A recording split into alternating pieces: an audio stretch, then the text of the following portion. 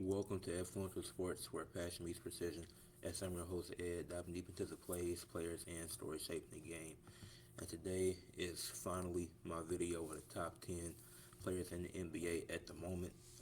We done did the position rankings. I done did point guard, shooting guard, small forward, power forwards, and centers. And it took me a minute to put together the full list for the top 10. Could have did that at an earlier date. Just took a little bit of time putting it all together because I pretty much had the names. I just needed to decide the order of which I was going to put them in because I don't do it based off of just one season. So, uh, yeah, let's get into it. The criteria, last three seasons. I like to use the last three seasons because I don't think one season does enough justice to put certain guys too high or too low. So I feel like three seasons is the perfect balance. Regular season consistency, health within those three seasons, and playoff production impact based on positional needs. So if you're a point guard, obviously playmaking. If you're a center, obviously defense, stuff like that. Efficiency and how much you're able to elevate your team. So this is not just based off of last season. Last season does play a part, but that's not the only thing. Like I said, I like to value a good sample size of 3 years. I do this for any sport when I'm ranking based off position, based off the top 10 in general. Whenever I'm doing a ranking, I like to look at the sample size because I don't think 1 year does, unless, yeah, in general, 1 year doesn't do enough justice in my opinion. But we'll get started with the honorable mentions. The first honorable mention is Cade Cunningham. Don't have him in the top 10 yet. He is one of the rising stars in the league. He is a great point guard. I had him in my top five. But Cade Cunningham, what holds him back is the playoff turnovers. People talk about the 3-1 comeback this past postseason. What people don't talk about is how the Pistons were down 3-1. He was getting locked up by Franz Wagner in that first round. In those first four games, Franz Wagner had him in hell, and then he ended up exiting. Franz Wagner ended up getting injured in the fourth game, and so he missed games from 5 through 7 that allowed them to come back. So with Franz being out, that defensive pressure wasn't on Cade Cunningham, and it's nothing Cade can do about that. I got to give him credit for performing while when Franz went out, but he was terrible through those first four games and was part of the reason why they were down in that series. So while he did help lead the comeback, he was part of the reason they were down too. But his playoff turnovers in general through the last 2 years that they've been in the postseason, it has been a problem, and it has held the Pistons back. Even against the Knicks, struggle with turnovers there. Now, once again, I do have to give him credit. He's led this team from 14 wins to 44 to 60, getting from the worst team, one of the worst teams ever, to then the sixth seed, then the first seed, and it's gotten to the second round. So, and he is a really good playmaker, but like I said, the playoff turnovers, you got to control that, got to get that down. Other honorable mention is Kawhi Leonard. Kawhi Leonard's been doing his thing, been healthy the last couple of years. Just not much playoff success. Just hasn't been able to get his team over the hump of getting past the first round. I don't even remember the last time the Clippers won a playoff series. It's been a minute. Kawhi's still been producing, but he hasn't been able to lead his team to much playoff success. And so we'll see what happens now with him being on the Raptors. But he just came off a career high season, giving you a career high points per game. So I had to include him in the honorable mentions. So now we can get into the top 10. Starting off the top 10, I do have Finals MVP Jaylen Brown at number 10. Won a Finals MVP in 2024, so that's 3 years. So that's right in that 3 year gap. Don't think he should have been Finals MVP, but he did have a good performance. He did play great defense on Luka through that Finals. He just finished top five in MVP this past season. I think everybody's past the he can't go left jokes. I mean, it is kind of funny, but and Jaylen Brown, he's a good player. He's a really good two-way player, but I got him at 10. I just don't think that he's done enough in the last 3 years to be above some of these other guys. Now, I don't understand why his 2K rating didn't go up when that's something that is based off 1 year with him being in the MVP conversation. So, finishing top five, leading the Celtics to where they were this past season. But him and Tatum, they've just been a 1A, 1B, been the best duo in the league when both of them are healthy. Now, Jaylen Brown did play. Now, both of them played a part in blowing a 3-1 lead to the 76ers, where neither one of them were particularly great in that series. But they did enough to get up 3-1, and then they did just enough to lose that lead, too. So I got Jaylen Brown at 10. But Jaylen Brown, I don't think he did average 5 assists, but I still don't think he's as good as a playmaker compared to most of the guys on this list. But like I said, he did just have a career year, so I can't have him outside the top 10. But just based off this last 3 years of a sample size, I do think Tatum should have been the Finals MVP in that series. I think the only difference was their efficiency, and Brown and Tatum they were being guarded differently. They weren't guarded the same in that finals, and I think the percentage was like a 4% difference. At number nine, I do have Tyrese Halliburton. Tyrese Halliburton could be higher, but I do have to factor in that he did miss an entire season this past year. But I had to take into account what he did the last 2 years, being the best playmaker in the league. The top two, if not best, because him and Jokic are the two best playmakers in the league at the moment, in my opinion. But leading the Pacers to the Eastern Conference Finals in a year that nobody really expected it. Now they did get swept by Boston, and they had chances to win a couple of those games. It could have been like a 6 game series, maybe seven, but they did blow it towards the end. But just being one of the top playmakers, scoring when you need them to, being one of the clutchest guys in the league. But yeah, and then leading Pacers to the finals last season versus OKC, hitting multiple game winners, all playing in Game 7. He had a hot start, ended up getting hurt. But leading the Pacers to deep playoff runs, being the best playmaker in the league, being that Steve Nash, Chris Paul type of player in the league now. Like I said, if he didn't miss an entire full season, he would probably be higher. But I'm still taking into account what he did these last 2 years and last two playoff runs. Been a multiple time All Star, been on All NBA third team, I think. I don't think, or was he on second? No, I think he was on third team the years that he made it. But yeah, I got Tyrese Halliburton at nine. At number eight, I had Jason Tatum. Guy, like I said, should have been Finals MVP in the year that the Celtics won the championship. But him and Brown, like I said, been the best duo in the league the past couple of years. But no longer a duo now as Tatum has Paul George as his running mate. And Jaylen Brown is, I don't even know what option, but he's in Philly now with a stacked starting lineup. So, but Jason Tatum, but nah, he's been a great player. He's been in. He hasn't even been in MVP conversations. Really, he should. He's been in like the voting technically, but people don't talk about him much when he's been healthy, which I don't get why. Because I feel like he's put up MVP caliber stats. He's led the Celtics to top seeds multiple times, led them into multiple deep playoff runs. Excuse me. And then uh, last year was then like these last 3 years have been really great, and he was supposed to miss all of this season. Ended up coming back, played like the last 16 games or something like that, maybe a bit more. But he looked great. He was one of the best rebounders in the league. Then got to the playoffs. I think he came back too early, and then that affected his status for Game 7 versus Philly, in which they blew the lead. And because I think he re-aggravated the injury, but it wasn't nothing too bad. But I definitely think he came back a bit too early in hopes of the Celtics winning. I did think they gave him a better chance, but then the Celtics ended up playing the Sixers, who they had Embiid coming back, and Embiid made a big difference. So they definitely shook things up. But Jason Tatum still a great player. Like I said, he came back and was one of the best rebounders in the league. But he also missed a significant portion of the season, so I can't put him super high on this list until seeing what he's able to do this upcoming season. At number seven, I got Giannis. Giannis, he's led the league in 2 point makes each season, led the led in free throw attempts twice, had two top five MVP finishes while averaging 30 both those seasons, two All NBA first team appearances. So all this sounds great, and the free throws are really important because people talk about free throws as if it's a bad thing. Like, no, Giannis draws a lot. He needs to be drawing contact, and he's been doing that. What holds Giannis back is the fact that he's missed multiple playoff games due to injury. He missed the majority of last season due to injuries.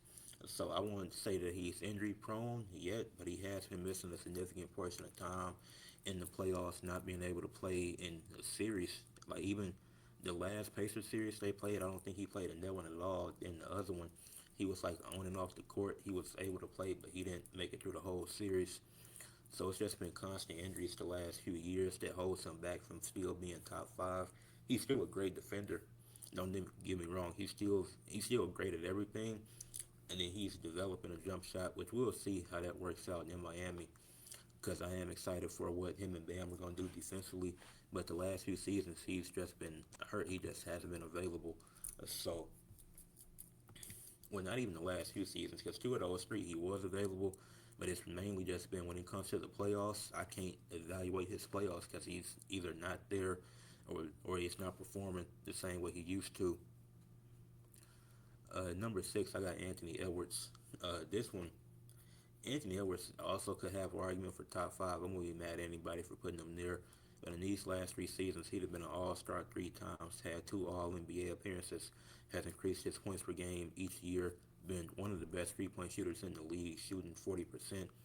And then through 2024 and 2025, he only missed 6 games combined. He played 79 games in both those seasons. And then this past year, even though he didn't qualify for All NBA, he still played 61 games, which is still a significant amount of games played. Made the playoffs each season, eliminating superstars like Kevin Durant, LeBron, Jimmy Butler, Jokic, and did this while making back-to-back Western Conference Finals. This year was a disappointing second round exit for him and the Timberwolves, but he was playing through an injury this postseason, so he gets a bit of a pass. But he still played, so still got to be evaluated. But he's been a great two-way player. Like I said, consistently been pretty healthy and been available. He's been playing amazing, been one of the top scorers, been one of the top 3 point shooters for sure. But him being able to increase his points per game each year and still be successful, like he's doing his thing. It was really even 61 games. I don't even consider that like he missed 21 games, but I don't even think that's a crazy amount of games to miss. It just don't allow you to qualify for All NBA because you have to play 60, really 62, because he missed the what's the name uh, the exception by 1 game. So you can get an exception if you play 62 games. If you play between 62 to 64, that's why I said just make the requirement 60 games. It makes it so much easier. But but going into number five, got Luca at number five. Led the Mavs. In fact, Luca led the Mavs to the finals in 2024. But in the last two, but in two of the last three seasons, Lucas led the league in points per game, doing it once with the Mavs in that finals run and once with the Lakers this past season. Been All NBA twice, All NBA first team twice, finished top five in MVP voting twice. So people talk about Luca a lot, but he's still been producing at a high level and still been always been a great rebounder, been a good playmaker too, especially. And then his playmaking could have taken a dip playing with LeBron, but it didn't. And they were successful, led them to the playoffs. Now he wasn't able to play in the series, which that does hurt him a bit because that OKC series had some closer games than expected. If Luca plays, who knows how the series turns out? Maybe it's not a sweep. Uh, maybe the Lakers win. Who knows? But because OKC didn't end up going back to the finals, so who knows what that second round looks like if Luca is there? We can only imagine that.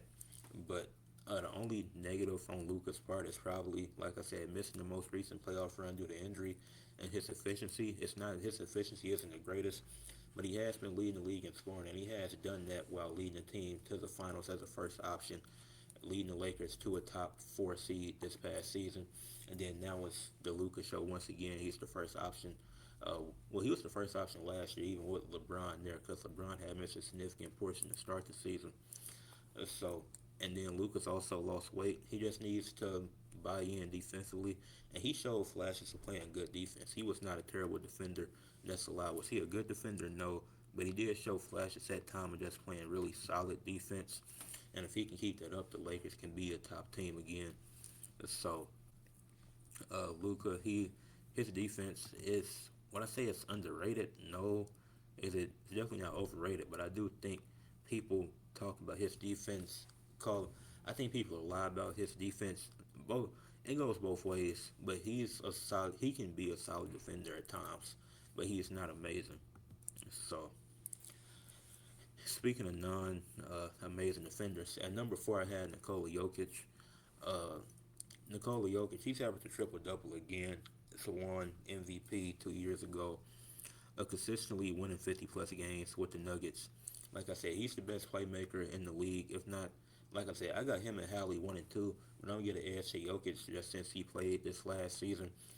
But even when they both play, you still can make an argument for either one. But Jokic, the best playmaker in the league, and he's doing this as a big man. Been All NBA first team all 3 seasons. Finished back to back runner up for MVP. Now what drops him from? Because I did have him in the top three, but had him in the top two actually. But what drops him is his playoff scoring and efficiency has took a dip the last couple of seasons. Like this isn't like he hasn't Jokic hasn't been himself these last couple of playoffs, and that's the effects of running into the Timberwolves and their defense led by Rudy Gobert. So Jokic, he just hasn't been himself these last couple of playoffs. And still a top five player, still giving you great regular season production, still giving you good efficiency as a big man. But the playoff production has dipped, not not by a lot, but just slightly the last couple of years. And number three, I have Victor Wembanyama, who has now played 3 seasons, so I can properly rank him. Even ranking him last season, I didn't have him in the top 10, but when I did my center rankings, I was like, Wemby is a really weird one to rank because he could range in a few different areas for multiple reasons, and I still feel that way. I feel like Wemby could be from 3 to 5 on, and not even three. I feel like he could be from 2 to 5 on this list, but I end up going with him with three because, and then, well, he's been well. One thing that I like about Wemby's game is that he's taking less threes this past season. Because in his second season, he was shooting 8 per game, and he only played like 36 games due to the blood clot. But there's no reason for him to be taking that many threes. But he got that down with shooting 5 this year and got the efficiency from three up. So I'm proud of him for doing that. Two-time All Defensive First Team already. DPOY Rookie of the Year. DPO finished second in DPOY his rookie year. Led the league in blocks per game all 3 years. So Wemby has been the best defender in the league. He's been doing his thing. Got the award that he had been waiting for. He wasn't going to win in his rookie year. That team was too bad. But he made the finals in his first ever playoff run. But they came, but the end of that resulted in him not playing well. Like that final, the overall playoff run in general was really good. But when he got to the finals, Cat, Mr. Robinson, OG did a great job on him defensively to make him struggle, and we didn't see the same Wemby we had seen throughout the regular season and throughout the playoffs. So him struggling in the finals is one of the reasons that prevents him from being higher up on this list and being two. But I do have to give him credit going to the finals in your first ever playoff run. Not a lot of people can say that. A few can, not many. But Wemby is one of the ones that can say that. But the Spurs can also say that they lost the series in 5 games that they could have won in 6. So the Spurs, they just couldn't hold the lead. It's not just on Wemby for that. That's on Mitch Johnson. That's on De'Aaron Fox. That's on Wemby. That's on everybody for that Spurs organization. Even the towel boy. He ain't hand out enough towels. But number two on the list, we got Jalen Brunson, 2026 NBA champion, the Finals MVP winner, Clutch Player of the Year winner as well. One of the one of the two people on this list to win Clutch Player of the Year. So obviously that's a newer award. It's only been 4 winners: Steph, Brunson, Shea, and De'Aaron Fox, all Clutch Player of the Year winners. So obviously one of those names is at number one. But back to Jalen Brunson, he's been averaging at least 28 points per game in the last 3 playoffs, and he's averaged more than that. So he's been one of the top playoff scorers the last 3 years. Led the Knicks to the Eastern Conference Finals last year, ended up losing in 6.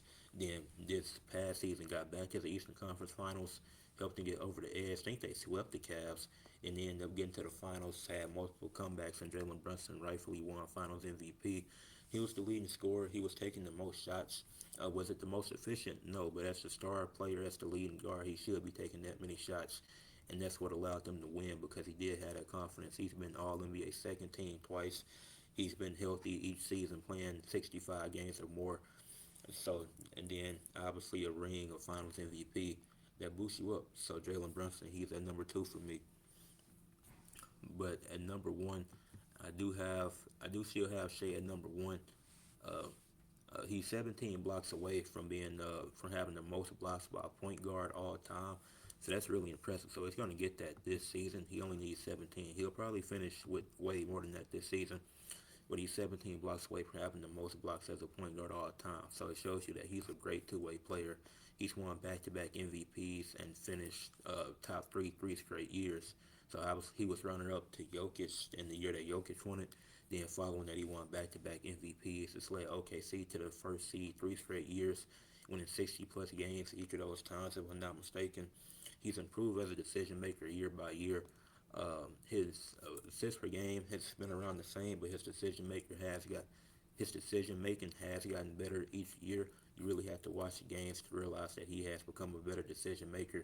Can't just go off the assist per game because he's still giving you around 6 point something, around 6.6 or something like that per game. Been a solid rebounder as well. 2025 NBA champion and a Finals MVP, averaging 30 points per game the last few seasons, being one of the most efficient guards in the NBA all time. Not just this decade, but like he's up there when it comes to like Steph, Michael Jordan levels of efficiency. And then all NBA first team all 3 years, and the other player that won Clutch Player of the Year. So him and Brunson are the two Clutch Player of the Year winners out of the four we've had so far to make it on this list. So that is my top 10. Those are my top 10 players in the NBA at the moment. Like I said, my criteria is based off of the last 3 years, the regular season consistency, health, playoff production, impact based on positional needs, efficiency, and team elevation. I feel like 3 years is a great sample size. I don't think 1 year does enough justice. And two, it's like you could be great 1 year, then injured the other one. I feel like three is the perfect balance because it shows how much you guys improved or regressed over those 3 years. So those are my top 10 players in the NBA currently.